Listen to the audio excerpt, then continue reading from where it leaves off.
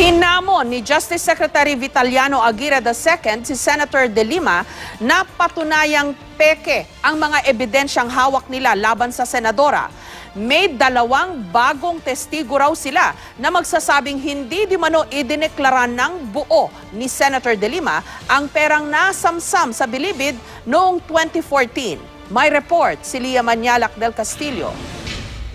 May sagot si Justice Secretary Vitaliano Aguirre II sa patutsada ni Senadora Laila De Lima sa peke raw nitong buhok tulad daw ng mga ebidensya at testigo na hawak ng DOJ laban sa senador.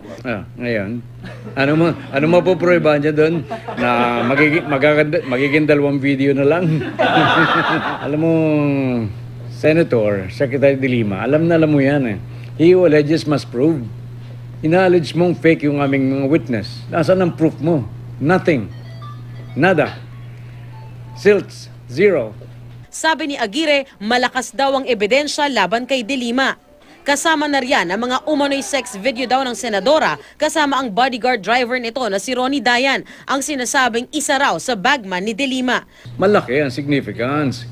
Mag-i-explain yun why Ronnie Dayan was so powerful, why Ronnie Dayan was able to extract monies from the drug lords, why Ronnie Dayan was able to get monies from the drug lords. So malaki yun. Because an ordinary driver could not do it.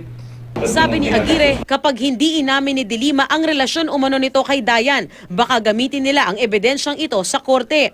Hindi raw mahanap sa ngayon si Dayan, pero sakaling gusto raw ni Dayan na magsalita ng totoo, poprotektahan siya ng gobyerno.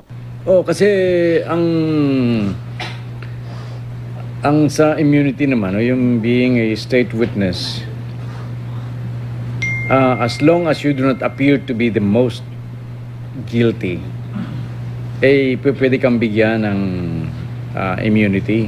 Sa susunod na pagdinig sa Kamara, may ihaharap si Aguirre na 2 bagong testigo na magsasabing hindi raw idineklara ni De Lima ang kabuang cash na narecover sa bilibid ng mag-raid sa mga kubol noong December 15, 2014. They were able to get more than 300 million on that particular raid. Ang dineclare lang nila is 1,600,000. Nakalagay dun sa report. May report sa Intel, ng agents. Intel. Andun din yun kung bakit moro-moro lamang yung pag-raid at yung pagpapatapon. Wala rin daw nakikitang masama si Aguirre sa ginagawa nila pakikipagtulungan sa ilang inmate ng bilibid para maresolba umano ang problema sa illegal na droga sa loob ng bilibid. Lia Manialac del Castillo, GMA News.